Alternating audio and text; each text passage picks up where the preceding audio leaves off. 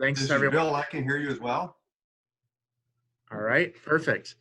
So I guess just to start off, want to thank everyone for coming, and we're really looking forward to the 2020 sessions here. We've got some things to talk about. Luckily, we did a lot of heavy lifting last year with the new rules, but still good to go over some things and kind of build on what we learned last year and talk about some mistakes we made and some of the experiences that I guess mistakes not, some of the learning opportunities that we had. But I think overall, just reflecting on 2019, from the GAM standpoint, it was a great year. We had an overwhelming response from you guys and gals to help us with the rules, and our players gave us a lot of good feedback. And we didn't have anything that made Golf Digest or anything like that. So that's always a good plus, which we can't. Yeah, exactly. I guess we should probably wait a few months, right, Lynn? But I guess, and I have a few things to show on terms of 2019 recap. But personally, for me, my recap, our season started in April, and we were given a quick botany lesson from someone in the room here, and then it ended by being shafted by someone that wouldn't give me the hat, and I guess I finally got a New Year's present from that person that was holding on that hat for me, and then during the middle, I also learned that if you ever are going to be at a tournament and your cart gets stuck in the mud, you want to make sure that Mike Church is there to help you out. And then also Mike has had firsthand experience from having to pull himself out.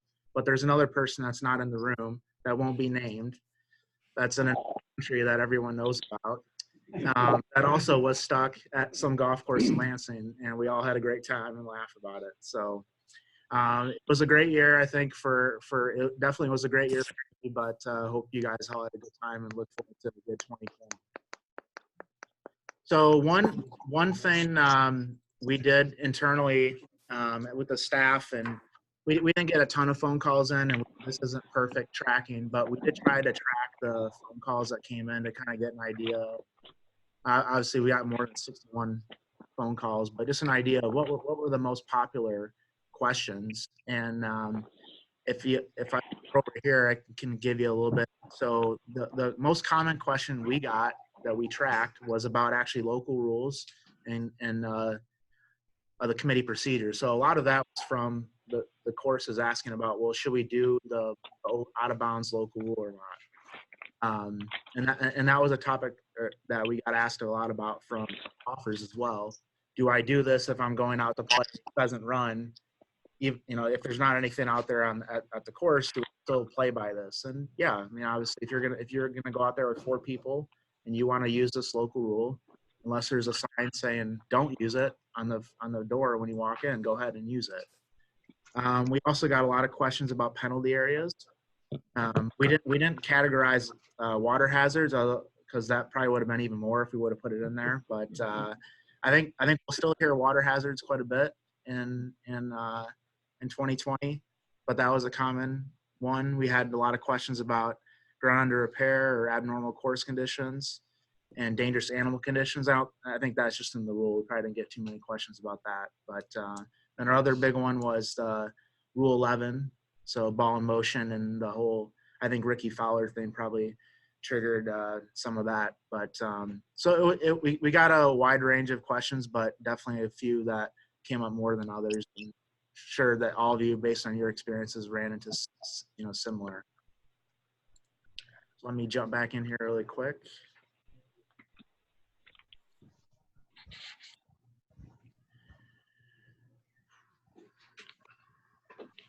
Current slide.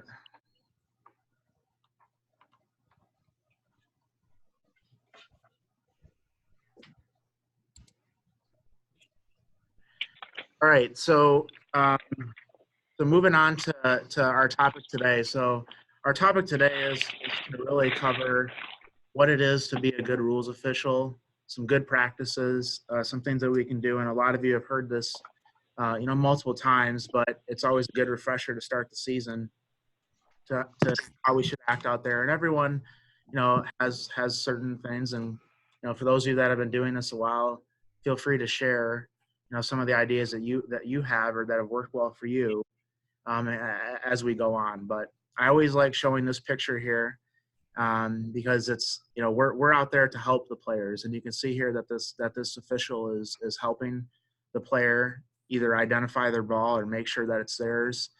And that's the real reason why we're out there. We're out there to help players, to help them navigate the course and have a good experience, hopefully. But the other thing I always say about this picture I like is that he's in great position, always keeps the player between himself and the water so that if he was to fall over, the player would stop. So it's all about good positioning out there. All kidding aside, we want to make sure you are in good position out there so you're not getting hit or in the way of play, because we're out there for the players.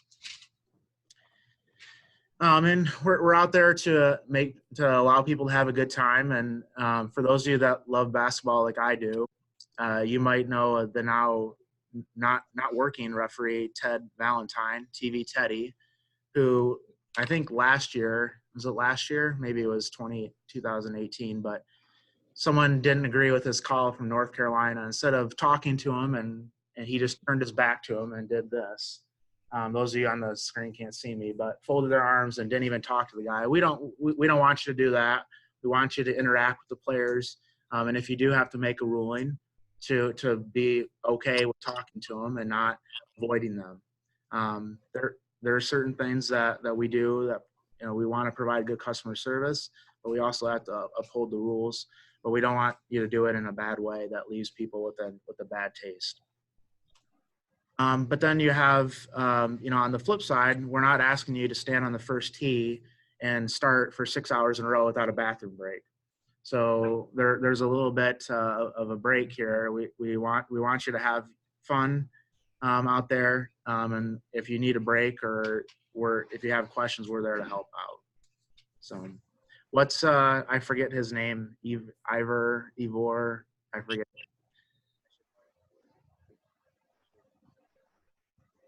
He was a long-standing starter at the Open Championship. He retired a couple of years ago. I had kidney disease. Did he? Oh, man. Shocking us all.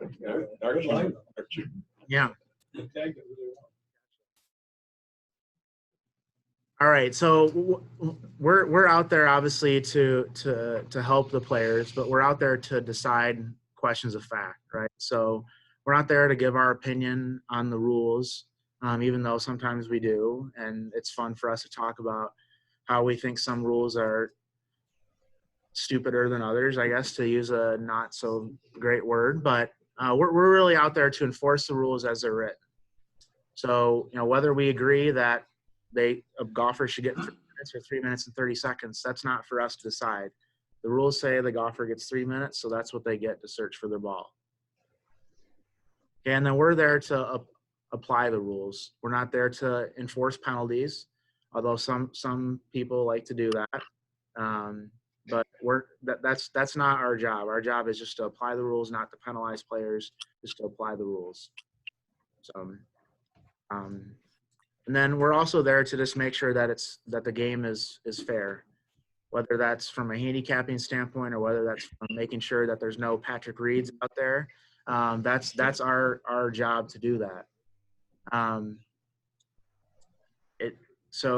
then the other thing is we want to make sure that the golf is played in what the USGA and RNA call the spirit of the game. So again, no Patrick Reed type activities. I think I'm going to pick on Patrick Reed a lot this year. But I don't. You sure? Yeah. So, but obviously we're out there to maintain the traditions of the game, which I think everyone here, one of the things that draws people to the game of golf is the integrity, and that players call their own penalties, and that it's a game of honor. And I think we're out there to make sure that it stays that way, and that when the time comes when people don't know the rules, we're there to help out. And then we're also trying to be preventative, right? So if we see rules breaches, we want to make sure that we stop them from happening. And we're not going to sit there and wait for someone to get a penalty and say, oh, you just got a 2-stroke penalty. So I'm sure some other people around the room have some things, but one of the things that I do is just a common example is for a player playing a provisional ball. Typically, it might be a junior or it might be someone that just they're angry, they grab the ball out of their bag and they go to tee up again. And then I always try to say that's a provisional, correct? To say, oh yes, they need to say a provisional. If they don't say provisional or rule 17.2, then they're going to get a penalty or they're going to be playing under stroke and distance. So anything that we can do to help players avoid penalties is great. And then, you just need to make sure that you tell the players that you help them avoid penalty so that they're in debt to you forever. But I don't know if there's any other things that people do as preventative officiating techniques that might want to get brought up to the group, certain scenarios or. I suggest that the common phrase that's used these days, if you see something, say something. If you see something that you think is from a distance, not close by, but from a distance, guys are sitting down on a tee when they shouldn't be. Guys are over in the rough when they shouldn't be. Then you take some action. I think that's guideline. Kyle, we can't hear others in the room. You may have to repeat what they're saying. Sure. So Lee was just saying that, one of the things that he does is that if you see something, you should say something, whether it's from an etiquette standpoint or from a legal standpoint. But if you see something, you need to bring it to their attention so that they can, obviously learn the rule or make sure they know how to act appropriately. Well, more importantly, I think I'm not suggesting necessarily to teach somebody, but to go find out what the problem is. Sure. That's really Sure. If something is in your clearly unusual, go find out what it is. Go figure out exactly. Yeah. So right. Real. Yep. No, you're right. So yeah. So trying to figure out exactly what's going on so we can get the right resolution. As opposed to waiting back. Right. You're in the fairway and you don't bother to go right. check it out. Right. Yeah, and a lot, and I think there's probably another slide for this, but we'll talk about it now. But a lot of times too, like when I'm sitting and waiting for something to happen, usually when you see 3 people together huddled around, something's up, right? So that's kind of your cue to jump in there and figure out, what exactly happened, and asking the questions the right way is important, which I think we'll get to in a minute as well. The smart players know how to answer the questions. Yeah. When helping players look for a ball, make sure I mention to them that that they're aware that if they find that ball, that becomes their ball in play. And I mentioned that they may not want to, if they've got a good provisional, sitting in the middle of the fairway somewhere, I want to make sure they know that if they find it, that's going to be their ball in play. Yeah, that's a great point. Yeah, because a lot of times the players will just start running into the woods, but you tell them ahead of time, if you do find it, you're going to have to play it. Then they might think twice about it, or their opponent might start running into the woods to find it. So. We have that problem with the mothers and other towns off in the fairway area, and they see one go away and miss.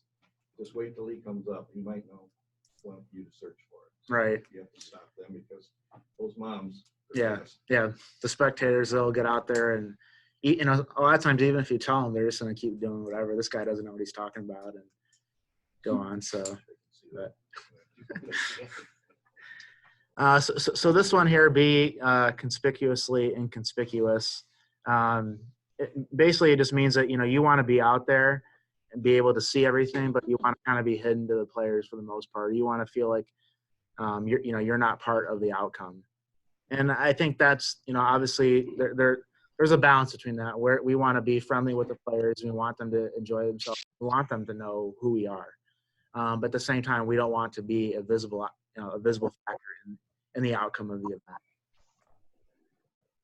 trying to be, diplomatic and non-defensive and respectful. A lot of times that's a lot easier said than done. So when someone comes up and, I think, Alex, you had a scenario, our intern Alex, well, I don't know if we call it intern of the 2020 so far, for the GAM. He had a scenario at Thousand Oaks where, he knew the rule, and the player was an older guy and thought, okay, young kid doesn't know what he's talking about, but Alex handled it well, and he didn't get defensive and say, oh, whatever.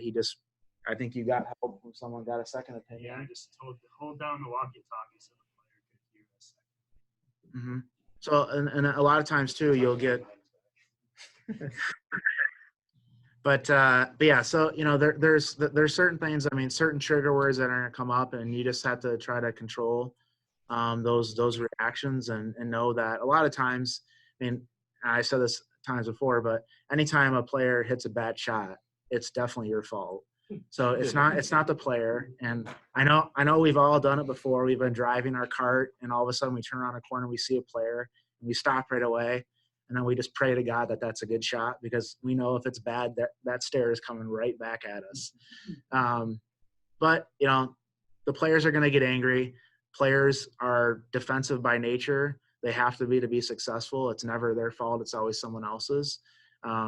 So that's just the way that's the way tournament players are, in a lot of cases. So we have to take the high road and make sure that we're respectful back to them. But also, if we do need to get a second opinion involved, do that. We'll talk about a few other things we can do to make it so that you're not coming across as rude or disrespectful too.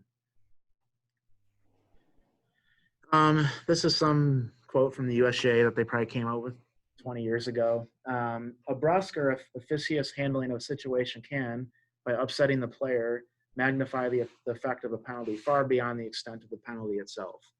And I think that's obviously true. So, that is in some cases why we wait to give penalties to players. So we might know that the player is going to get DQ'd because they teed off from a wrong tee 2 holes ago and they didn't fix it. But what good does it do for us to tell the player on the 13th hole when it's the first round of the tournament and it's not going to impact the end? We can tell them in scoring. And so there's a way to handle certain penalties, and certain penalties we need to let the player know right away. But sometimes, luckily, golf is we have some flexibility with how we hand out the rules. And we said this before, but we don't want to be a visible factor in the outcome. And for those of you, a couple before New Year's, the only person that got crushed more in Champaign than Michigan was a referee. So to show a quick video here, if you guys didn't see what happened.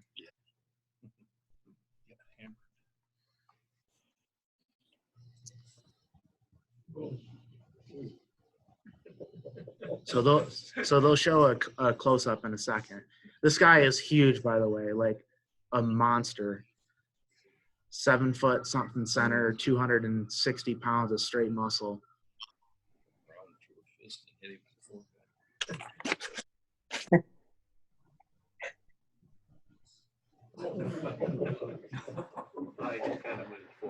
So I guess there was no penalty. It was incidental contact. But if you really think about it, look back at it, maybe this is just me and my bias, but that official was so excited to hop in the play in action and do his jump and skip and do an and one thing. He could have just stayed back in the baseline like he was taught to do, called a foul, and he wouldn't have got hit. But he put himself in play, and so I think he deserved it. But that's me. So, anyways, all kidding aside, we want to make sure that we're not part of the outcome, or we're not in the field of play. When you're placing your cart, the first couple times you might have a ball hit next to you. Well, go 20 yards farther. get in a spot where you know you're not going to get hit. Your ball won't, or the player's ball won't hit off your card and go out of bounds. So that's really not what we want.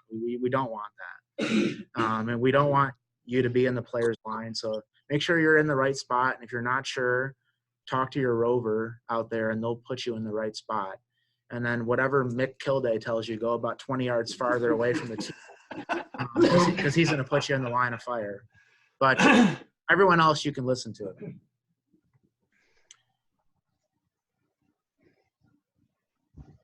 Oh, Carlos is always here to defend himself.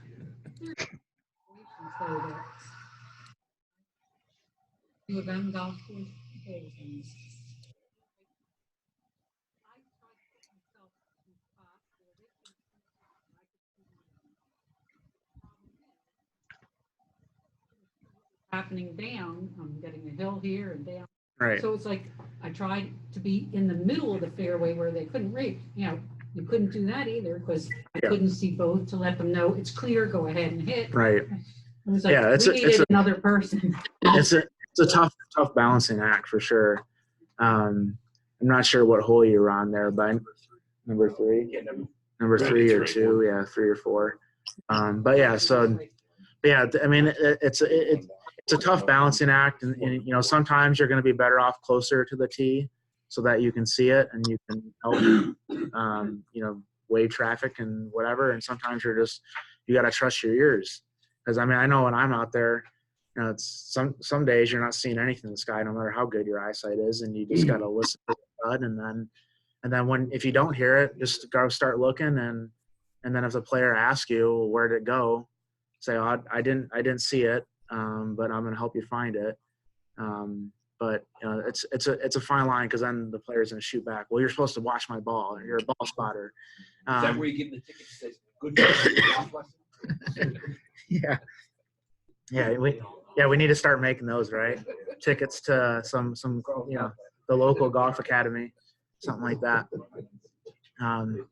But yeah, so I think it is a fine line to find the right spot, and hopefully we'll get you as close to the right spot as possible when you're out there. But we definitely don't want anyone getting hit. We don't want us to get in the way of play when we're out there. So some of the things that we can do to be preventative, we talked about this before, but you know, that's really what we want to do. And obviously this is going to vary too based on the skill level of the event, right? So if you're at a junior tournament, young 15 and under junior tournament, you know, chances are this might be the first tournament that some of those kids have ever played in. They don't know, they don't have any baseline of the rules, but you go and work the senior 4 ball where every person has played for 30, 40 years in tournaments. They have a good idea of what the rules. They might need help on some things, but you know, you're acting differently depending on who's out there. We're still enforcing the rules the same way regardless of who's playing. We're going to act a little bit differently.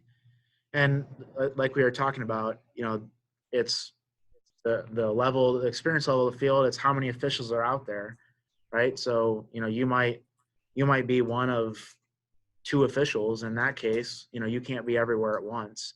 So, you know, you're going to have to sit back and wait for the action to come to you in that case. But if you're a trouble hole official, no, that's your hole. That's your hole to make sure you're in the right spot and give the proper rulings. You know, you don't want to be the person, you know, giving a complicated ruling if you're not sure about it and your rover is a hole away. So it's never a bad thing as an official, if you're not 100% sure, to ask your rover for help. And the rovers are there. The rovers in the room that are here can attest to it. But I mean, they're there to help you. They don't want we don't want any bad rulings, and you just need to feel free to ask for help. And there might be some cases too where Ken or Ted or Mark or myself will you know, say, here's some things that we're going to be doing. We don't want the trouble hole official to give out pace of play penalties. We want the rover or the official in charge to do that.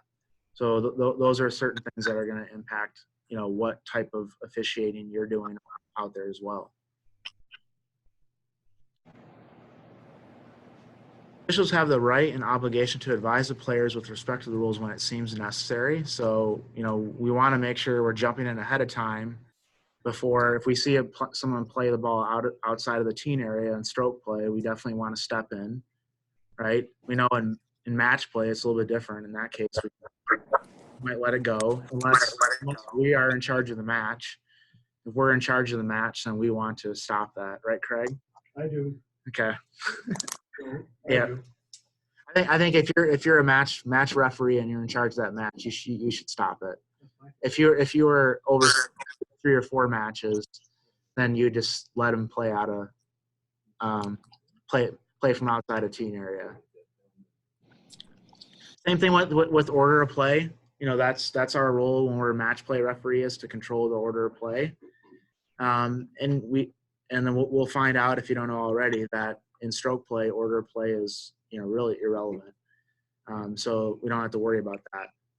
And then if there's anything that the player needs to do, we talked about the provisional ball example.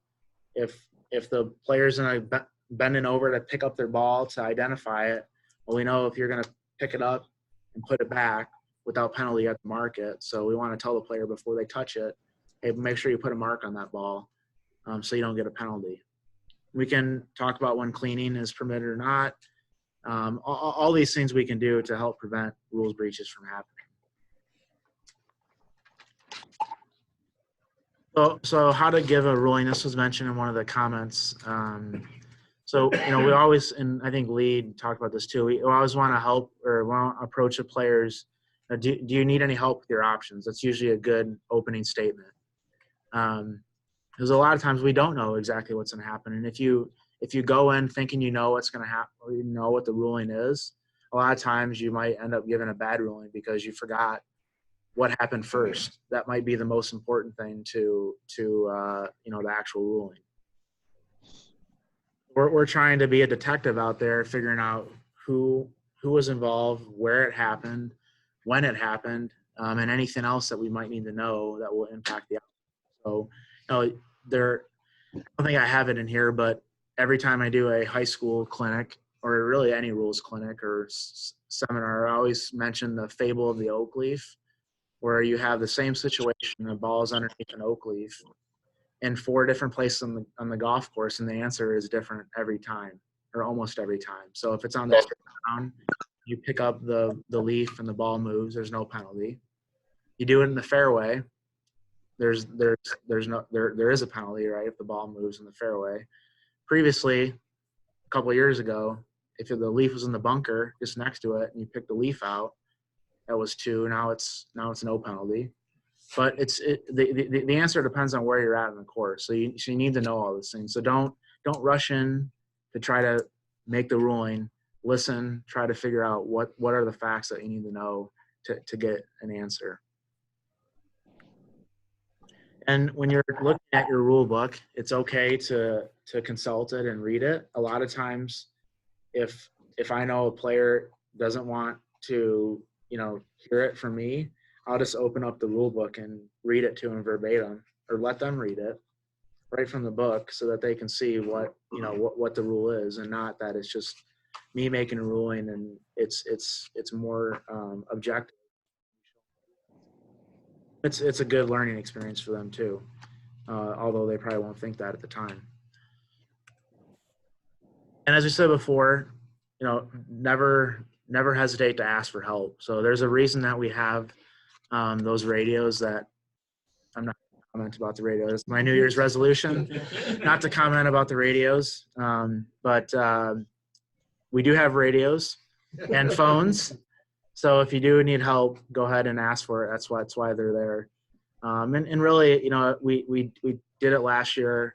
The new rules, calling in rulings. I know it might be an ego kind of thing, but it does help everyone learn. And so even if you have a complicated one that say it over the radio so everyone can hear it and learn from it.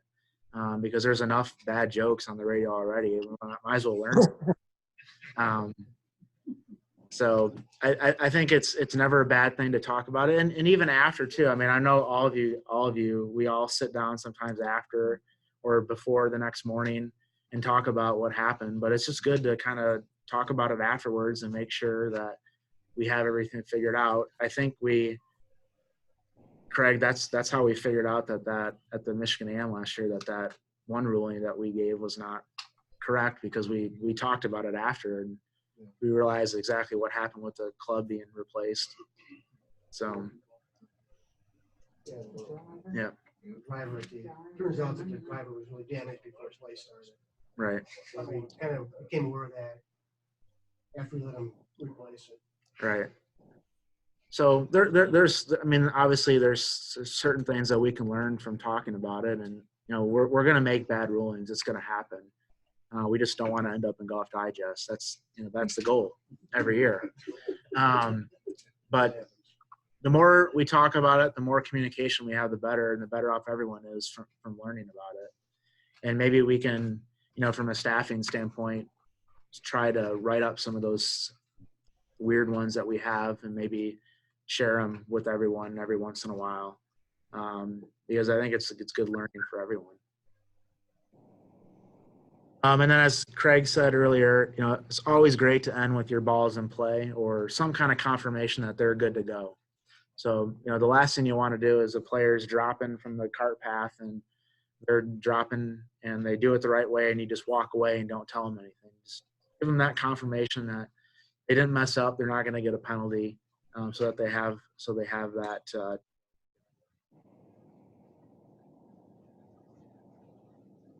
So some good practices. It's always great to take your time when you're out there. That's one of the nice things about the golf rules is that you're not like a basketball referee where you're having to make a decision right away, right?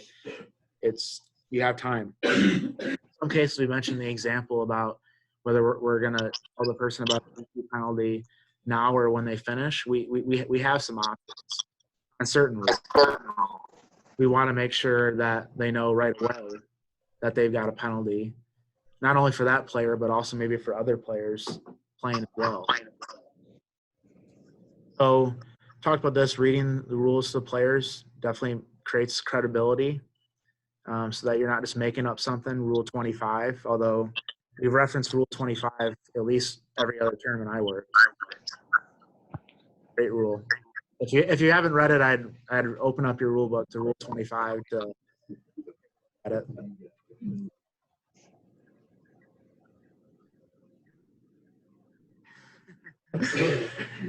All right, so don't we talked about this too. Don't jump to conclusions. Make sure that you know the whole story before you go forward. And then we want to inform the player that's affected, as well as the person keeping their score. So a lot of times, the player might not be happy with the ruling you gave them. So we want to make sure that it shows up on the scorecard by telling the person who's keeping score for them. Okay, and this is you'll see that mostly at junior tournaments, where you want to just make sure that it gets on there, and also too we want to make sure it doesn't get forgot, because it could just be an honest mistake, gets forgotten or forgot, and then we have to apply a penalty later on because they forgot to include it.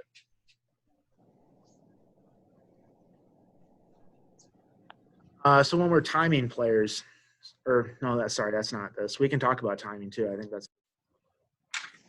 this timing is more about the way that we communicate it and how we communicate it. So we don't want the way a ruling is communicated to impact the tournament. So we want to give the answer in a timely manner, and we don't want to give players advantages. So, we at 2016 at Oakmont, it took them a couple of holes to figure out that Dustin Johnson's ball moved. It's a moot point now with the rules, but then it wasn't, and it probably took too long to figure that out.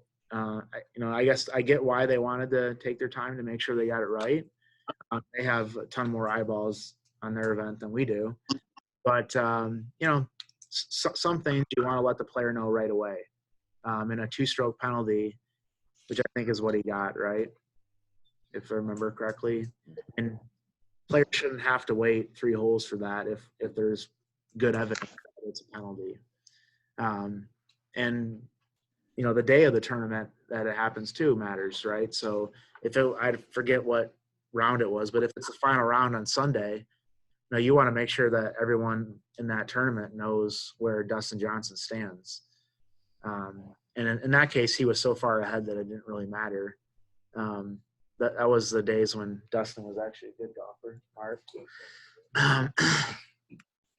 Then the other situation, I think maybe the year before, is the U.S. Women's Open, where there was a player that touched a pebble of sand on her backswing and a Nordquist, and they informed her. Let me get this right. They informed her after she hit her third shot, but they informed her playing partner, Brittany Lang, before she hit her third shot. So as soon as she was informed, she went to the bag, got one more club, and hit to the green. So that's the last thing we want to do. Is that in that case, they should have waited for her to hit her third shot and then told her when they was both equal with her third shot. We don't want to give one player an advantage over another, even though they wanted to get the ruling out as soon as possible. In that case, they should have waited a shot. So that because As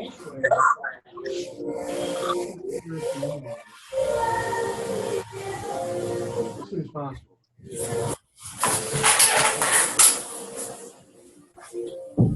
who's playing music in the back? All right. In match, it was not in match play. It was stroke play. Sorry, I just muted everyone. Those of you that want to talk can figure out how to unmute yourself. Those of you that had background noise probably can't figure out how to unmute yourself, so we'll be good. All kidding aside, if you need to unmute yourself, you can do that. But Craig, so your point or question was in match play, yes. In match play, the player is entitled to know where the other player stands at all times. So correct. Stroke play, this was a stroke play one. So that's why it's different. But That was in a playoff, right? it was in a playoff. Yeah. So more or less kind of a match play. I don't know if it was at that point it was a 2 or 3 person playoff. Maybe it was just 2, but it's still stroke play. Yeah. It was stroke play rules, right? I kind of forget. Wasn't it sudden death? We were playing sudden death. I prefer sudden victory. I'm more a positive guy, but yeah. I'm not so sure. There's still. I think they should have both been informed right away rather than. Right. Well, I think what happened was that one Anna Norquist was on the right, Brittany Lang was across the fairway on the left, and so it was convenient to tell her, but inconvenient to cross the line of play. I don't know. I mean, reasonable people could argue that they did it right. Reasonable people could argue that they did it wrong, and I think that is usually that means that either or is right. I think in this case, and there's no steadfast rule on that and how you have to communicate that. There's options. It's just what you have to weigh what's the fairest way, and that's one of our goals is to create a fair competition.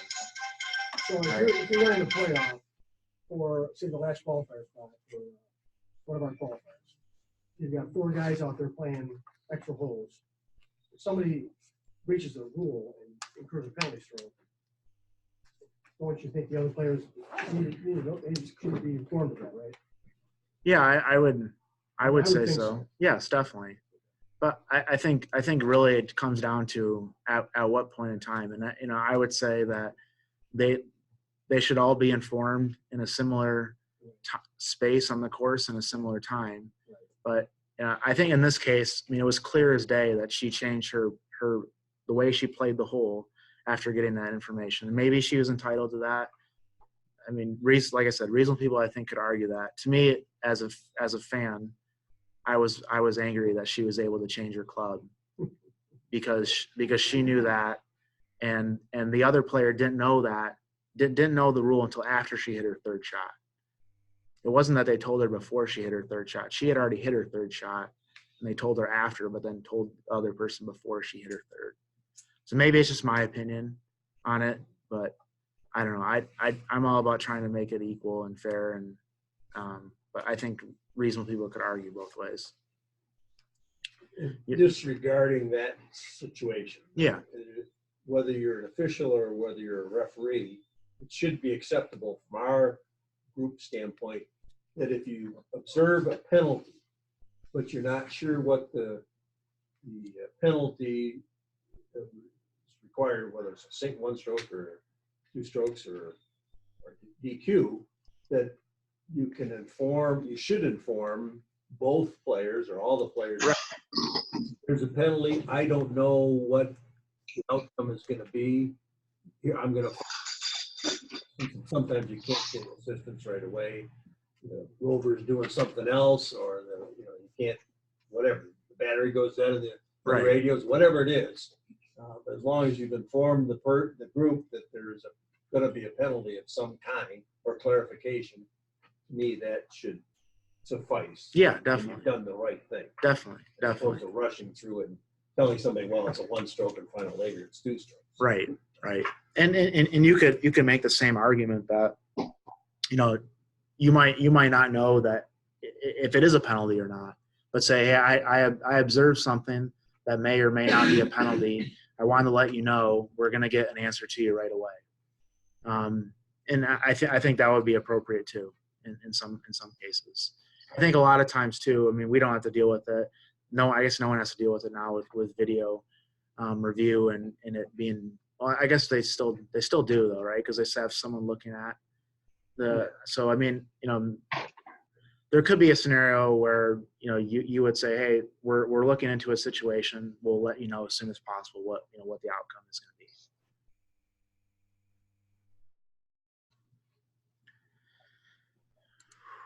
All right.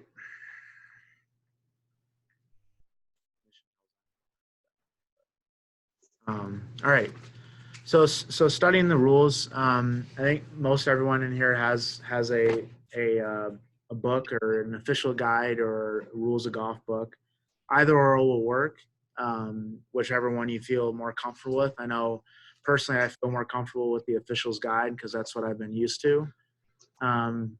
But that smaller version does suffice and does have everything in there that you need to actually officiate an event. But there are 3 versions of the book. If you don't have a book, we have some for purchase for you.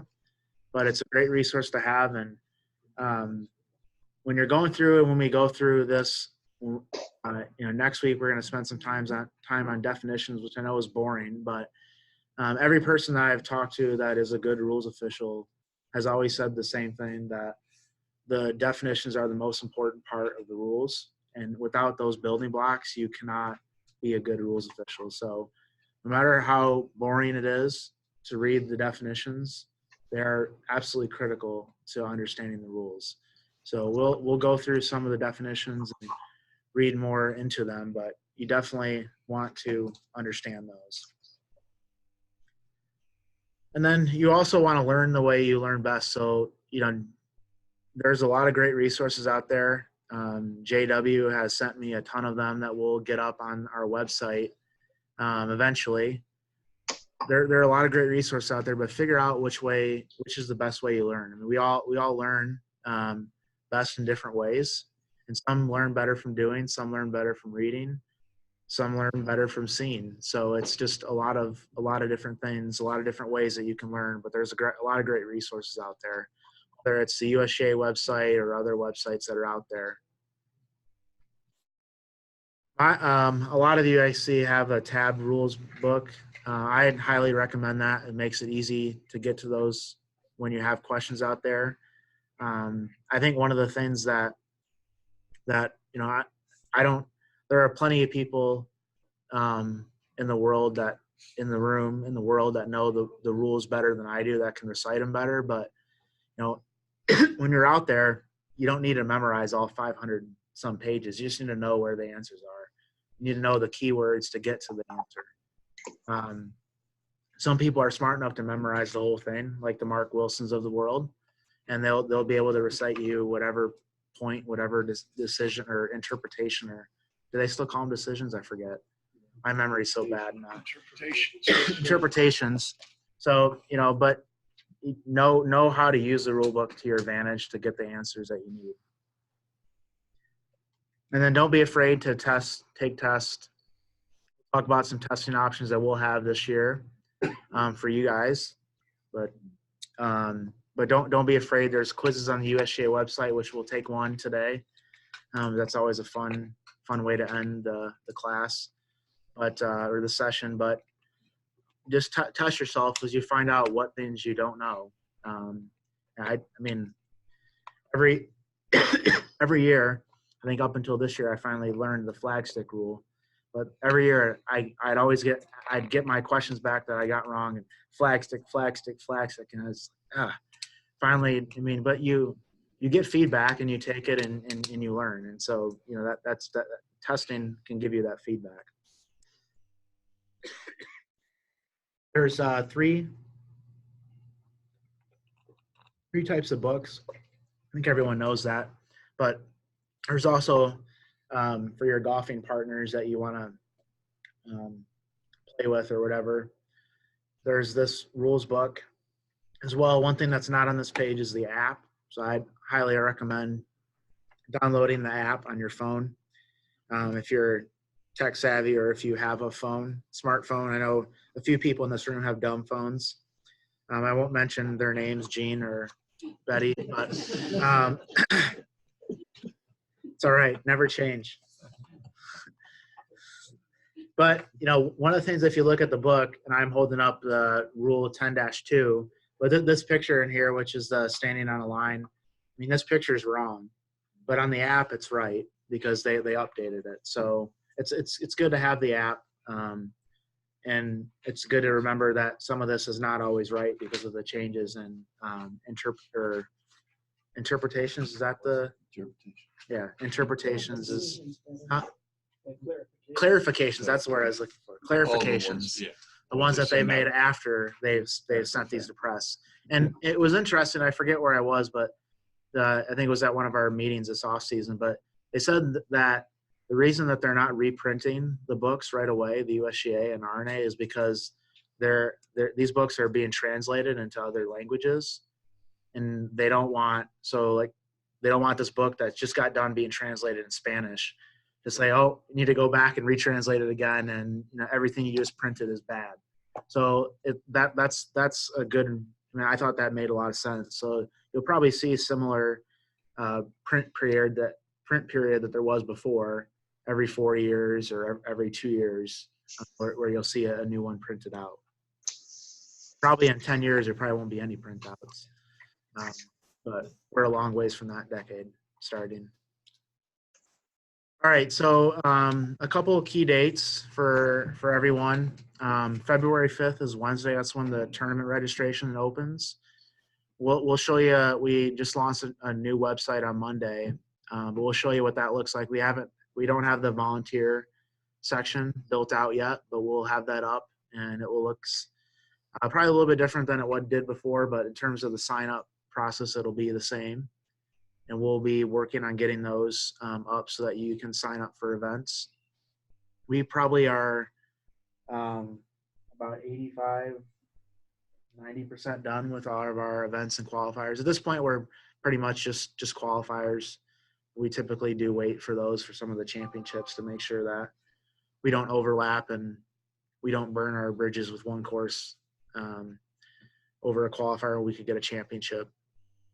Well, I'm sure many of you in the room are signed up for the USGA PGA Rules of Golf Workshop, March 27th and 30th in Ann Arbor. I don't know if there's any spots open left, but if you haven't signed up and you want to try the big thing, this is a good year to do that because it's super convenient for most people, or at least people in, well, I guess it's convenient in general. It's probably better than driving to Chicago, unless you're from Grand Rapids. It's probably could be closer, but maybe equidistant. Yeah. Is that still in the rules, or did they get rid of that? Yeah. Equidistant? Equidistant. No, that's a local rule now. Yep. But so that's available. We'll also be proctoring the 80 question exam that we did last year. So last year was the first year we were able to do that as a Allied Golf Association. We'll be doing that a few times this year as well. So we haven't scheduled those dates, but we'll be definitely doing one prior to the rules workshop. And then we'll be doing some later throughout the year as well. So kind of how that works is that our 80 question exam that we proctor and the USGA's exams that they have at theirs. So that we have the 80, the USGA allows an 80 question test and then a 100 question test. You can only take the 80 question test once in a year.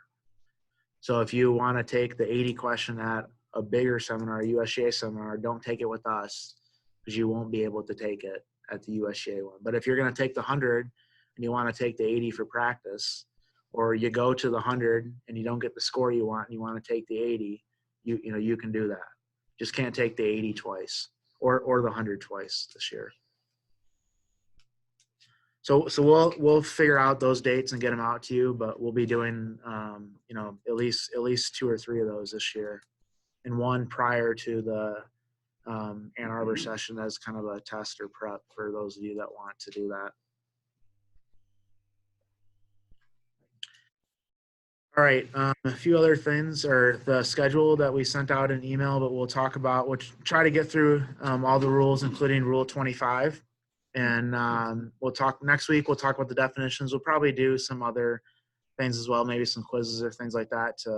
I know the definitions are boring, but we'll probably do a couple quizzes. Then my goal is in that last day before class starts is to have a prep day. We might just do a party that day too, but we might do a party the day after or the Wednesday after too, like we do. So more to come on that. So the next thing I want to do is talk about the GAM policies. So we'll show you our new website here. For those of you that haven't seen it. Built by the same person that designed our previous one. And with a lot of input from the staff here, we've got a much cleaner, better looking website. But we haven't got the volunteer page up yet, but that will be up there for you to sign up, and we'll place all these resources that we have on there as well. But the policies that we have here, where are they?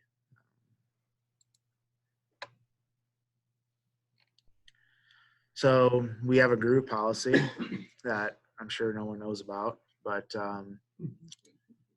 let's see what it is. So starting, this is really just for USGA qualifiers. We don't believe the national groove doesn't kick in another couple of years, I believe. I forget the exact date, but I want to say it's 22 or 2021 or something like that, 2024. But pretty much anyone that plays competitive golf, they're going to have clubs that meet the groove requirements. You might find a few players that have maybe put their clubs away for a few years and bring out old wedges that may be illegal, but typically the players are smart enough to ask about it, and the ones that use the illegal ones aren't good enough to factor into the outcome. So it doesn't really matter if you have someone that shoots 85, if they're using illegal grooves, they're probably not going to win a US Open qualifier. But we are there to check it if they have questions, and that's there's a list of conforming clubs on the USGA's website. Yes, that's only for the USGA qualifiers. Right? Yeah, the GAM, at this time, GAM tournaments will not be subject to the groove rule. Yep. But at some point in time, the USGA is going to force us to be. Yep. Yep. Dan's going to tell all of his friends about that. Get those where the square grooves are the ones that are conforming, right? You don't know. Wink, wink. those SM4s are going back in the bag. All right. This is going to be slightly changing this year. It's not really it, but for our net tournaments, we used to have an adjustment policy. But this is going to change because of the world handicap system. So this is we'll have something like this eventually, but the USGA is building out a probability table. But basically what this is, for those of you that just want a short understanding, is that someone shoots a really crazy score, this allows us to adjust their score because it gives us the odds of them doing it, which in some cases are quote unquote off the chart. But we had a policy in place under the old handicap system, and we'll be developing a new policy with the new handicap system once the probabilities become available. Our smartphone measuring device stance. So, I'm not sure. This is not right, is it? We probably need to update that. It's 14.3. Is that's old one, right? So we need to redo that. Mark, you want to make a note of that? The smartphone device. I think that, I guess talking about smartphones, I think it's a good topic to talk about, whether it's at your course or whatever, but there's nothing in the rules that prohibit smartphones from being used. But you can make a policy to ban them if you want, as part of your code of conduct or whatever. But at least from my standpoint, I don't see the smartphone as a bad thing. It's could in a lot of cases be a good thing, whether they're texting someone about an emergency or trying to get a ruling. There's a lot of good things that come from it, and the people that use it for the wrong reasons. I mean, yeah, it's gonna be harder to figure those out. But I think there's more good from cell phones, whether it's GPS or whatever, than live scoring than bad. But there's nothing if someone says, oh, it's against the rules to use your phone. It's not the case. It's against the rules to use your phone for certain things, but it's not a rules violation to have your phone out there.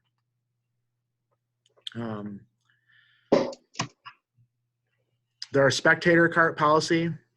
So I probably shouldn't say anything about that because I think a lot of people in this room don't like my spectator cart policy, but that it's a little different depending on the event that we're at, right? So usually we do not allow spectator carts unless there's a pre-submitted doctor's note or handicap placard. But in a lot of cases, we will work with the parents or with the spectators. But there's some events that we just don't really want spectator carts. So the Michigan Am, for example, I mean, we're going to be really stringent there. But for a junior tournament where, mom and dad are footing all the bills, do we really want to tell the grandparents that literally cannot watch their grandkid without taking a cart that they can't take a cart? I mean, they'll just go play somewhere else and we'll feel like what. But so there's a place and a time for it. When we do have them out there, we do try to tell them that they need to stay on the cart path at all time, and that we don't want them to obviously give advice or give rides to players. But in a lot of cases, we have to be understanding that some of these people that are in these spectators' carts, it might be the second time they've been on a golf course, and those are not the greatest spectators, but they're out there to watch their grandkids, and there's not a negative about that. So just have to be careful and just communicate that they're out there, and we'll do my best, or we'll do our best to tell you if there's spectator carts out there. But inevitably, you guys will check us and say, "There's number 3 in the." So definitely they're out there. Pace of play policy. This is a big one here. So I don't know, Tom, if we'll probably meet and make some minor tweaks, but we probably won't make any major tweaks to the pace of play policy. But essentially, I think everyone has read it at one point in time. But our pace of play is getting better and better over the course of years, and I think that's one of the things we get the most positive comments about from players, is that we do a good job enforcing pace of play. But there's definitely, things that we want to do, and we want to make sure that the pace of play is consistent across the board. I think that's the biggest thing is that we just want it to be consistently enforced, whether it's a net tournament, a junior tournament, an amateur tournament, a senior tournament, whatever. We want it to be consistently enforced. So when you're out there, I mean, I'm sure every one of us, myself included, has grabbed that packet and never read half the stuff that's on it. And I really encourage you, once you get that packet for the first time this year, or once we finalize it, to really read through the pace of play policy and understand what it says and what your role is out there as a trouble hole or as a rover. Kyle, is the pace of play more important than keeping up with who's in front? So it's one and the same. So There's 2 holes open, but the group that's 2 holes behind is okay on pace of play. That's fine. So without getting into any fights, there are merits to both ways. Ultimately, the way that the policy is written is that as long as the players are in position with time par, they're okay.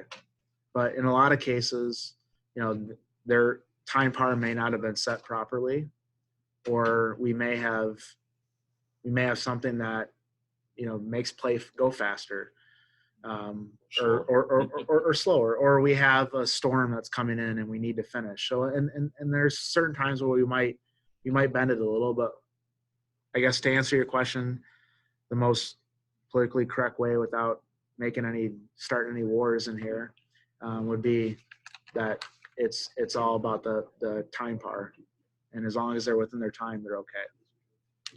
Except, It's okay to give them a nudge, though, right? well, Don't throw them off the game. maybe Careful. don't give them a nudge on the first hole or the second hole. Hey, you're a minute behind your time par. Pick it up. No, we don't want that. We need to wait at least a couple holes before we're talking to players. But if in John's scenario, someone's 2 holes behind, or there's a separation of 2 holes. Yeah. But they're playing within their time par. To me, there should be nothing wrong with saying to them, you guys are playing in your time par, but you're 2 holes behind. If you could pick it up, we'd appreciate it. Yeah. Sure. Right? That's You can close up the nothing wrong gap. with that. Sure. That's great, As a too player, diplomatic. I think we should have a league group. Right. Yeah. As opposed to, hey, you're behind. There's 2 holes. You know, not to play, no, except for the guy that's sleeping. Right. That's Right. Yep. Kyle, we can't hear the questions on this end. Sorry. Okay. So the question was about what do you do if the group is on time par but they're 2 holes behind, and what Lee said was a good point. Was that he said in that case it'd be a good idea to tell the players that, hey, you're on time par but there is a 2-hole gap in front of you. If you could pick it up, we'd really appreciate it. Well, within that group, there may be one player that we should be timing, and there's a policy also on timing any player anytime too. So there may be one player that's keeping that group behind that needs to be timed and could be potentially warned about slow play. Sure. That's usually the case. And that's a good. Well, That's what's going on there. Well, and usually the guys that aren't the slow players will take you aside and say, Yeah, it's that guy reading. It's holding us back. Can you talk about looking at it from all points? Right. Yeah. So Craig's point about timing is good, and that in that case we may need to be timing players, and I think ultimately when it comes to pace play, whenever there is gaps out there, it's our job as rules officials to communicate that to the rover so that they can manage the pace of play. And timing is one thing that the rover may ask you to do, or the rover may do themselves. But speaking of timing, that's on this sheet as well. And as Craig said, we can time players at any time, and the GAM also reserves the right to review all penalty situations. But so we'll just read the timing thing because I think it's important to understand Because in the rules of golf now, there is a 40-second time limit that's actually in the rules. Timing of a player's stroke will begin when they have had reasonable opportunity to reach their ball. It is their turn to play, and they can play without interference or distraction. Time spent determining yardage will count as part of the time taken for the stroke. The GAM will be enforcing the USGA recommendation at 40 seconds after he or she is able to play without interference and distraction. And also, per Rule 56B, a player should usually be able to play more quickly than that, is encouraged to do so. And in a lot of cases too, I mean, there some other officials have said or have used a guideline of usually you give the first player to play a little bit more time than the other players because they don't have the luxury of having to wait for everyone else to play. So you're probably not going to ding someone for a penalty if they're 45 seconds if they're the first to play. The last person to play and they take 45 seconds, well, that's a problem because they've had a couple minutes to wait to get ready to play. But that first person, they usually do get a little bit more time, and typically too on the putting green, the first person to putt usually gets a little bit longer as well as a courtesy. But we want to take times when players are out of position and when groups are in position. Especially if we think that they're holding up play. Yeah, but the GAM pace of play policy has no consequences for people that are slow. There's no penalty situation written in. Players are not told about any penalty situation. So whatever you say, I mean, you can ask them, you can tell them, you can warn them. They don't have to listen because there's no consequences. It's the only organization I've ever worked with that has no consequences. Our own policy has penalties. No, it's not. Time, you're talking about penalty situation. So There's consequences. We have local rules for that. So I guess to Mara's point, it's well, we're not going to not start about it. It's there. So there's a reference, Craig. I think you and I talked about this. There's a reference in there to a procedural way to dish out the penalties. But I think to Mara's point, and maybe when we rewrite it for 2020, to have it actually listed out in the policy in the sheet that they get on the back of their scorecard, and we tell them about it, that there is built-in penalty structure. Because right now it references, local rule K or whatever, not local rule K, but appendix K or local rule something. You have to be a lawyer to figure out how to get there. But it's not in there. It's to Mara's point, it's not in there for the player to see. And no one, a golfer that's playing at our tournament, it's not on If they there. don't, they need to know about it. They need to have it in writing. That they are subject to penalty. Dan gave one out in last year. So yeah, so I think it's not true that there's no penalties. It's just that we need to do a better job of displaying the penalty structure and making it visible for players. Because to Mara's point, there's no, if your first offense is a warning, your second offense is a 1-stroke or 2-stroke penalty, whatever it is, it's not written on there. Don't we say under a policy that there could be subject to penalty? What does that mean as a player? Doesn't mean anything. It doesn't mean anything. Okay, of what? Yeah. So I think, and we don't have to obviously as a group we're not going to decide here, but I think the thing that Mara's talking about and that certain people in the room, I'll throw myself in that, agree, is that the more transparent you are with players, the better. So if you tell them, hey, here's the penalty structure, here's how it works, don't hide it in a footnote to some local rule that they're never going to read. Tell them what the penalty structure is. And I think that's a good suggestion. And if you go to a USGA event, they have the penalty structure on the sheet that they give the players. So In most events, I mean, I've worked at with the PGA and everything else, usually it's first time is a warning, which means you're going on the clock. Second time is 1-stroke, next time is 2-stroke, next time you're off. But generally, I did this on tour, they had it written out that way, but I got them to do a friendly warning. You guys, you're behind. You need to pick it up. If you don't pick it up in the next couple of holes, it will be an official warning. And 99% of the time, that's the last time you ever have to talk to them about it. What about the big tournaments? They don't do anything. What's that? Yeah, Regular PGA. on TV. Yeah. No, you're wrong. They do. But what they do is they get fines. And they get don't publish it. They don't get strokes, which would cost them more. They get fined.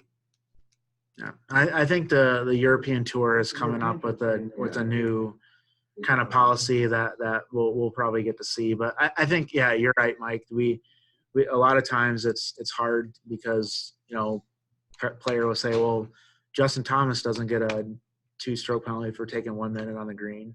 Well, it's obviously not apples to apples, but I think the ultimately if we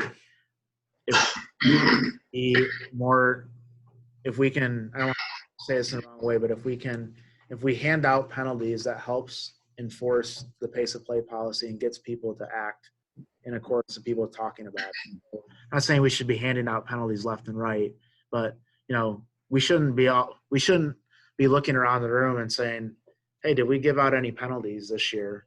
I mean, we had one. We wanted to do one at Lake Forest for our girls junior qualifier, but our only option was a 2-stroke penalty, which would have been probably overly harsh. Also wouldn't have impacted the outcome, but I think that as a whole, we want to make sure that the players know that we're doing our best to enforce pace play, and sometimes that means giving penalties and having the players talk and say, well, I know I'm not going to get away with it because X Scott Strickland got a penalty. I mean, I think that would clear a lot of things up. I mean, Scott's the nicest guy in the world, but he is probably one of the slowest players that plays in our event. And once we give him a penalty, I think that will get people going. So anyways. Well, back to your original point, or Marv's point, regardless of whether we enforce it or not, we ought to have it listed as exactly what the situation is available to us. Right. So that everyone knows. Right. Well, I think the problem is now we have in our hard card referencing the local rule of K2 is what we do. What we have. We've got it on our hard card. Right. Referencing the Yeah, local rule correct. is in effect. Hard card. But it says local rule K2. Is in effect. Yeah, but We don't say how that is. how many players? We do say subject to penalty too. So for reference, in the big book on page 505, model local rule K2. So model local rule K2 505 and the decisions or the officials guide. Yeah. It defines maximum allowable time, definition of out of position, and procedure when a group is out of position. I think is exactly the rule that we have. Right. Right. I think the one thing that's missing is the penalty structure. Penalty, No, not in the book. It's listed. Right, exactly. But in our literature, the one thing that's missing is the penalty structure. Penalty structure is in the local rule. But for players, no, players don't read local rules. They don't They read don't really have, anything. they don't read anything anyway, so. Yeah, they don't read anything. But if it's on there, you might get one person to read it. And I mean, obviously, but I think we can sit here and talk about it for forever, and I'm okay with that because I don't have a lot more planned. But no, but I think just being more transparent with players is better. Yeah, and I think the other thing too is that there needs to be, because I think in there it talks about 2 different types of penalty structures. One where it's a 1-stroke, and then one where it goes straight to 2. Or is it all warning 1-stroke, 2-stroke?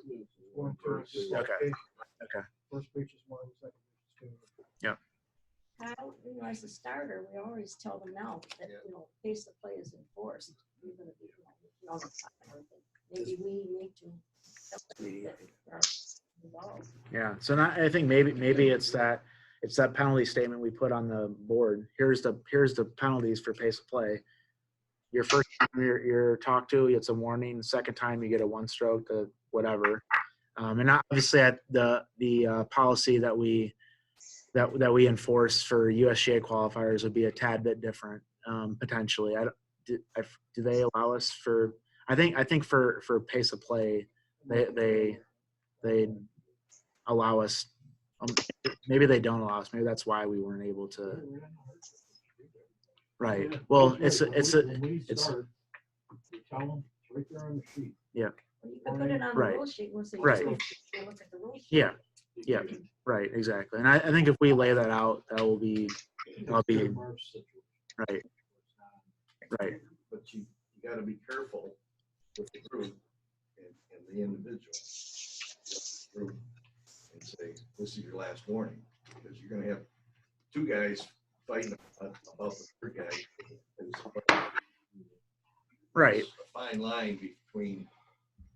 But you have to tell that whole group that. Well, you tell the whole, you guys, this guy over here, so what do they do? Right. And I think so. I think, and what, as it says at the bottom of the page here, the GAM reserves the right to review all penalty situations. So, I mean, in certain cases, we may have penalties with just the slow player, right? If we are in conclusion, we have bad times on this player, it would just go to that player.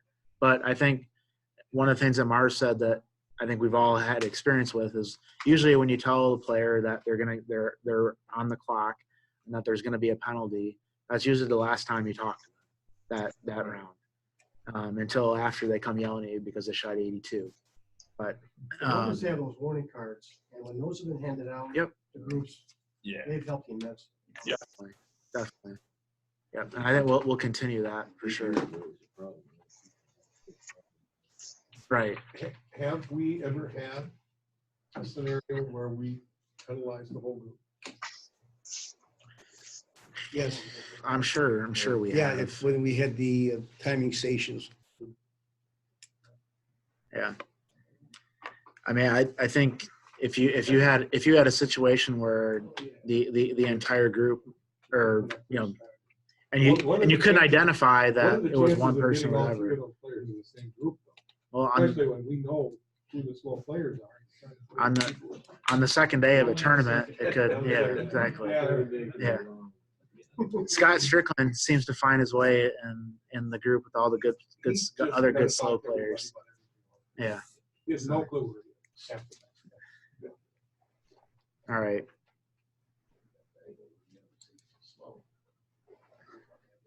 So yeah, exactly. Slow players never say they're slow. All right, code of conduct.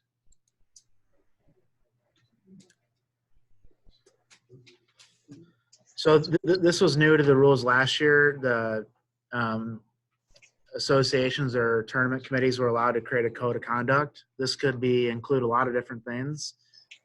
Conduct, obviously, etiquette wise, but also could be things like replacing divots and hurting, or damaging facilities, things of that nature. But here is our code of conduct policy. I'm not going to read it all, but it talks about standards where we have the option to basically apply penalties for serious misconduct. We typically don't have too many of those, but there's usually one a year on average that gets brought up, where we might suspend a player from playing in our tournaments because of the way that he acted. It's always a he, it's never a she for that. But so we've definitely done that before, and we have the option with our code of conduct to apply those types of penalties. Not only disqualification from the tournament, but also a disqualification from future events too. This is rules and conditions competition. That's what Craig mentioned in terms of our local rules sheets. So that's on there. We won't go through all of this. The one thing though that was brought up from the amateur last year is that we're using the local rule in here, that if you break your club, you can replace it, right? Where the rules say you can't. Correct. We use the Correct. local rule. The official that was asked originally gave him the rule book, not in our terms and conditions, which started the whole issue, Gotcha. right? So he was going down to apologize to the player, and on his way down, ran over a player's ball, coming back up the other way. Really compounded the true story, because I was there with us. Yeah. So the comment was about the situation that happened at the amateur, where in reference to our local rule sheet, we had a local rule in place allowing for the replacement of damaged clubs, but the rules official initially showed the player that in the rules, because in the rules says you can't, unless it was something outside of the normal course of play. And then it came back, and that the player that it happened to was involved in another club incident in our last term of the year, which Mark and Alex were dealing with. But that was a fun one, and I guess long story short, Pete learned the rule and used it to his advantage. Yeah, and Team GAM. So. Yeah, so this will I think it's a little wordy, the sheet, but in a lot of cases it has to be. A lot of it is just straight from the rule book, straight from different appendixes, or do they still call them appendixes? I don't know. I need to, but it's a lot of it is wordy because that's how it's written in the rule book. Exactly. Yep. That's why the Rules of Golf Committee is 10 lawyers and one writer. You only need one scribe. Yeah. Right. Exactly. Yeah. And then we don't need to talk about the refund policy, but yeah. Yeah. Dumb question. The hard card, is that the sheet that has the local rules for that event? Is that the hard card? No. So the hard card is the one that will go on the back of the whole location sheet. Oh. So the front side is what we call our local rules for the day. Okay. So that's going to be anything that's specific to the course, and then the back is going to be what is happen or what applies across the board For all the events.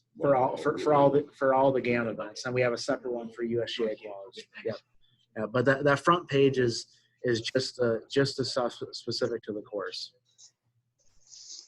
or any reminders about how many spots are available for qualifiers, things like that. All right, what else did I have? Oh, let's do. I want to end it here with a quiz. So one of the great resources, I'm sure most people in the room know about it, but the USGA website has a rules quiz that you can reference. So USGA.org, go to playing and then rules home here. And then there are these quizzes. I think they're here, aren't they? Here they are, rules quizzes. There's lots of other great resources here as well. And it's nice too, you can pick the level. So even if you're brand new, you can start with the basic ones, how many questions you want. And the nice thing is that it will give you the answers right when you're done. If you want to print it out and kill a few trees, you can do that too. It doesn't give you It doesn't give you the reference. Yeah, I know. Yeah, it used to give you the decision or whatever that. Yeah, that's too bad. Maybe they'll get it updated in the future. It's a new year, so we'll find out. I don't know if anyone's done any quizzes in 2020.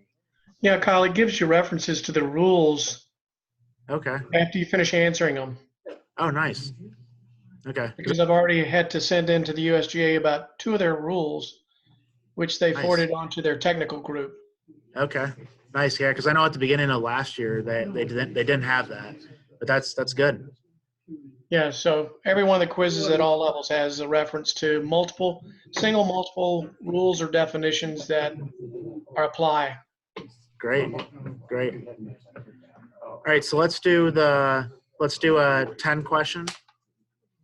Keep it short. We're definitely doing advancce. Sorry. Should we do intermediate? Intermediate? Go advance. Go advance. Advance. Oh, someone wants advance. Okay. Print it out. Yeah, one for everybody. All right. All right. So we'll read the question here, and let me see if I can make it a little bit bigger. You see it now? One more. One more? That's pretty good. Look at this one. All right. Maybe we need to get an official eyewear sponsor of the GAM for our rules officials, and for me.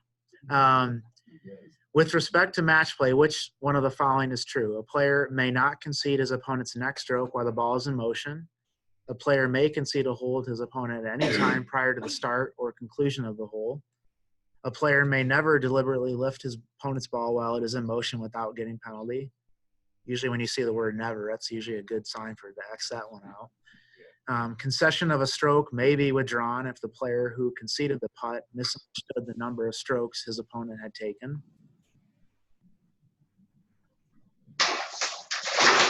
A lot of times when you're taking these quizzes, it's easy to just take off a couple of them, and then coin on your last couple of choices that you have. So is it number? What Robert? Is it number B? Number B? Second one or whatever. I'm gonna hold back as a Michigan grad. I'm gonna hold back, Robert. But it's letter B. Yeah. The letter B. The second bullet. Happy New Year, Robert. Remember what the score of the basketball game was. Yeah. Which one, the women's one or the men's? Yeah. All right, so B, we have consensus. It's B. Yes. All right. The committee responsibilities do not include each of the following: defining accurately the course and out of bounds, the edges of penalty areas, ground under repair, and obstructions in integral parts of the course. So, establishing the starting times, ensuring that all distance measuring devices used conform to the rules of golf before players start their rounds, announcing the manner, day, and time for the decision of a have matched or a tie in stroke play.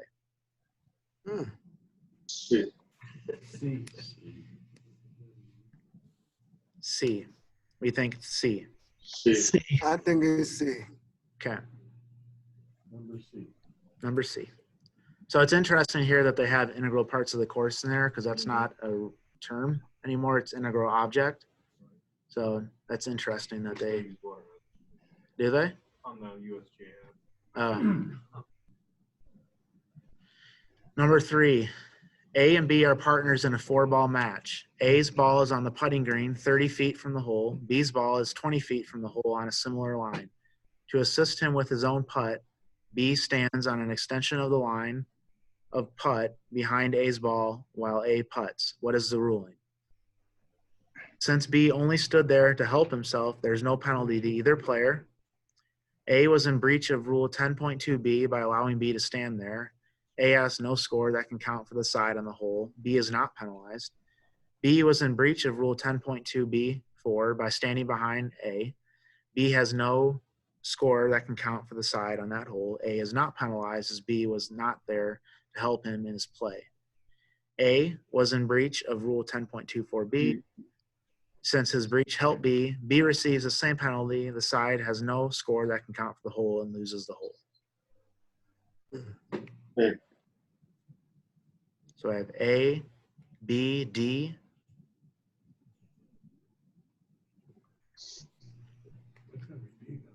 D? I think so. Yeah. D. Okay, the consensus here is D. We've been going to get a few wrong before, so So you tell us. no, I can't Oh, you can't divulge it? I don't know the rules. Well, you know.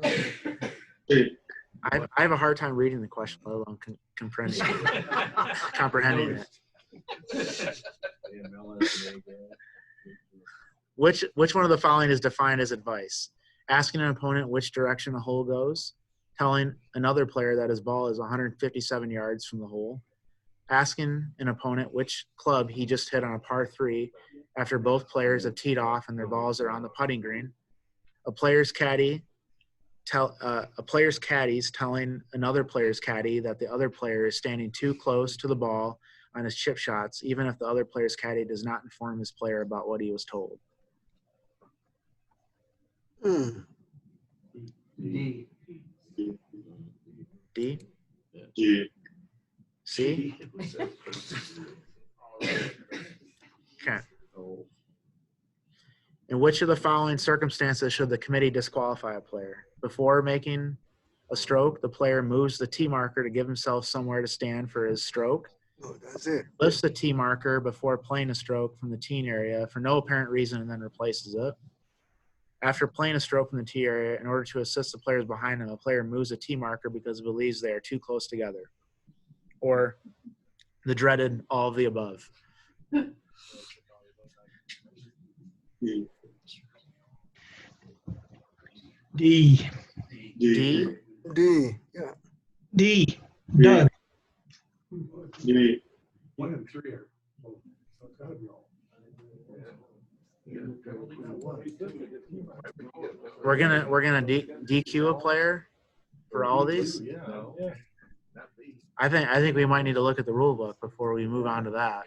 So Yeah, but Carl, you cannot move a T marker. well, I think we need to look at the rules because I think we might be able to do it and not get a disqualification penalty. We might still get penalized. So I would say C. choice Joe is the voice of reason. He's saying C. There's other C's in the room. I don't think you can move the T marker in any of those situations. That is correct, but not all of them have a disqualification penalty. So not. Oh, I see what you are saying. Yep. So you can see, reading the question, the entire question is important. During a match, player A believes he is entitled to relief without penalty from an out-of-bounds fence. Without saying anything to his opponent, player B, A lifts his ball, drops it within 1 club length from the nearest point that gives complete relief from the fence, and he plays it. B sees A do this and feels that A was not entitled to relief but says nothing at the time. What can B do about this? Ignore the possible breach by A. Okay. Tell A that he wasn't permitted to do what he did, but he will ignore it this time. Before A or B tees off from the next tee, he can make a request for a ruling, either A or C. There's consensus for D. D, yeah. D. Yeah. I think we're right there. What is 6? All right. In foursome stroke play, which of the following is correct regarding order of play? If A plays when it's B's turn to play, the stroke counts and the side is penalized 2 strokes. We're in stroke play. If A purposely misses the ball with his stroke, it's now B's turn to play. When starting the hole, A tees off from outside the teeing area, but it is now B's turn to play. If A accidentally touches their ball and it moves, it is still his turn to play. So which of the following is true? Who writes these questions?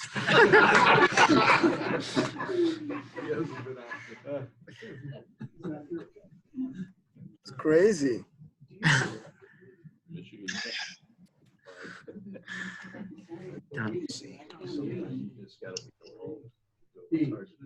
D, there's D. Yeah. Okay. E. We'll find out if we're right here in a second.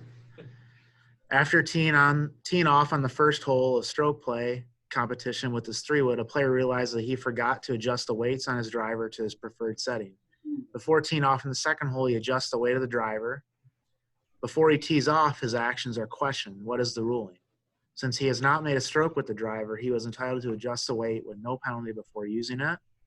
Since he did not make a stroke with the driver after adjusting the weight, he may change the driver back to its configuration at the start of the round with no penalty and may continue to use it after that. He is penalized 2 strokes to be added to his score for the second hole. He must declare the driver out of play or be disqualified. The player is disqualified for changing the playing characteristics of a club selected for play.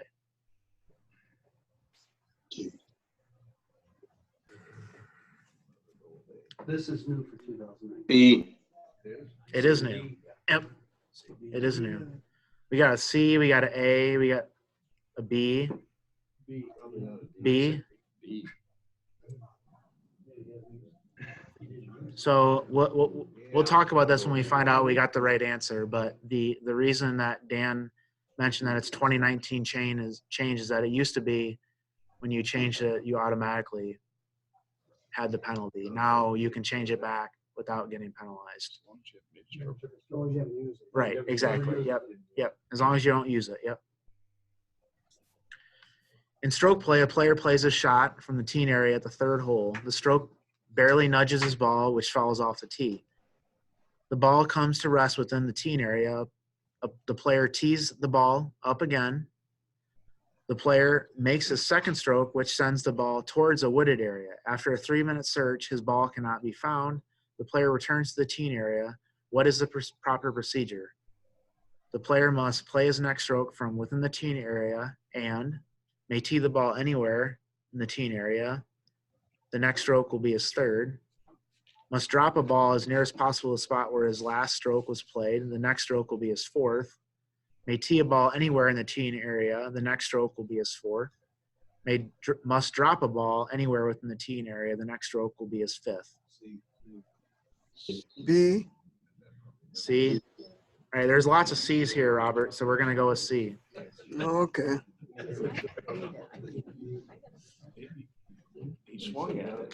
So we'll talk through it once we hit submit here. In stroke play, when proceeding under Rule 16(1)B, a player places a ball when he should have dropped it and makes a stroke at the ball. The player gets no penalty provided the player retrieved the ball and drops it correctly, a 1-stroke penalty, a 2-stroke penalty, a total penalty of 3 strokes. So so the question you want to ask yourself here, because we probably shouldn't have picked the advanced one, but what is Rule 16.1B?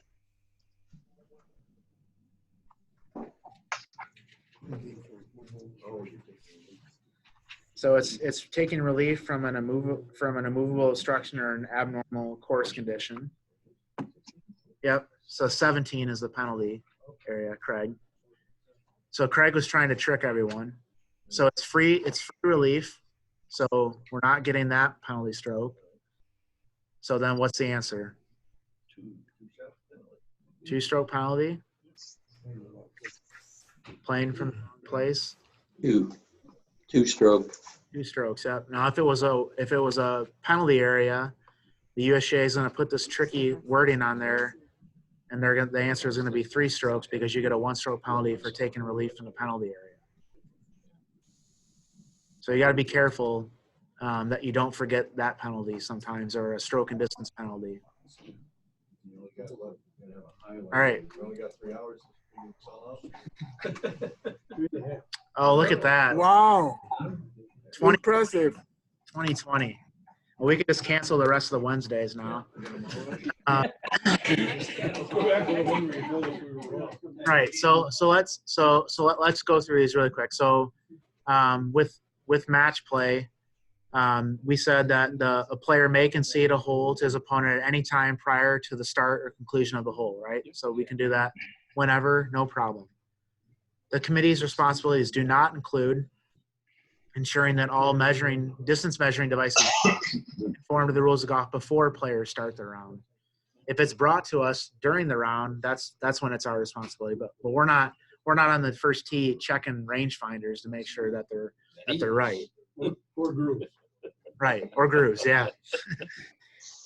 You're welcome. All right, A and B are partners in 4-ball match play. This is the one where they stood on an extension of the line. So we answered that A was in breach of staying on an extension of the line, but since his breach helped B, B receives the same penalty. The side has no score that can count for the hole. So anytime you're in 4-ball, there's a good section in your rule book about certain penalties that apply to the side or certain penalties that apply to just the player. So in this case, the penalty applied to the side. And luckily for them, it was match play and not stroke play, because it would have hurt more if it was stroke play. Kyle, Yeah. the interesting thing there is that A was farther away, but he's the one that breached the rule because his partner was on his line. They both breached the rule. Yeah, but the breach affects the player whose ball is involved. Right. Right. And it helps B. So I think that's where you have, like as John said, you have, the A is getting the penalty because it is involved, the action occurred while he was playing, but B also gets a penalty because his putt is on a similar line. Seeing that helped him. Kyle, would it be a different ruling if it was not a 4-ball match but individual stroke play? So Bill, good question. If it was stroke play, in that case, since they're not partners, then there's no issue with it. However, it's poor etiquette to stand on someone's extended line of play. Agreed. Oh, that was a penalty, wasn't it? No, only if it's the partner or the advice giver. If it's Or the caddy. coach or caddy, yep. If it's stroke play, can A ask B to move? Yeah, yep. So yeah, if it's stroke play, Lori, you would, I wouldn't let someone stand behind me because I wouldn't want to give them that advantage. So I just have to move off to the side. I'd ask them to move 5 feet and then let them do it, and then probably ask them to move 5 feet after they stop, just to get in their head. But that's me. But B could be penalized if A asked him to move, he refused to move. Yes. Correct. Yep. In stroke play. In stroke play. Yep. If he refused to move when asked. Yep. All right. Which is advice. We've got that right. A player's caddy telling another player's caddy that the other player is standing too close to the ball, even if the caddy doesn't inform his player about what he was told. Yep. Caddy is an extension of the player. Yep.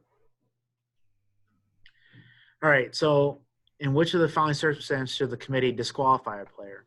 So we're going to disqualify after playing a stroke from the teen area in order to assist players behind him. A player moves a tee marker because it believes they are too close together. All those other scenarios were not disqualification penalties. I believe they all are penalties. One of the changes in 2019 was that if you move certain things and you can put them back and not get penalized possibly. And I think maybe tee markers might fall under that possibly if there was no intent. I think so. Just like an out of bounds stake. I think we had that happen at a tournament, right? I think you were the rover. Right. Yeah. We can't move it to then make the stroke and then put it back. Is that what you're saying? So no. So I think what happened was the guy just moved it, but then before someone said, "Hey, you can't do that," he put it back. That's fine. I would agree. Right. But if you moved it, then took a stance and made a stroke. Right. Wrong. You're not. Right. Right. Then you're getting an advantage. Yep. Correct. If you stumbled over it and it moved, you're allowed to replace it. There's no penalty. Right, correct. First act is a general penalty. Second breach is disqualification. Gotcha. Okay. If you stumble over the same stake twice, you need do it glasses. twice, you disqualify yourself. Yeah. This is nice though that they have the explanation in there now. That's a huge thing. Yeah. Okay. During the match, player A believes he is entitled to replay without penalty from an out of bounds fence, without saying anything to his opponent. He lifts the ball, drops within 1 club length. So A can either, in this case, A could either ignore it, or he could, before either of them teed off, in the next hole, or in the case of the last hole, before. Leaving the green. No, that changed, right? What is it? No, but in the case of the last hole, it's not necessarily even the green now. It's before the on the last hole. No, it used to be that, but now I think it's before the competition is closed or something like that. Craig, can you look that up while we're going over that? Because it's gonna, or Mark or John, if you know.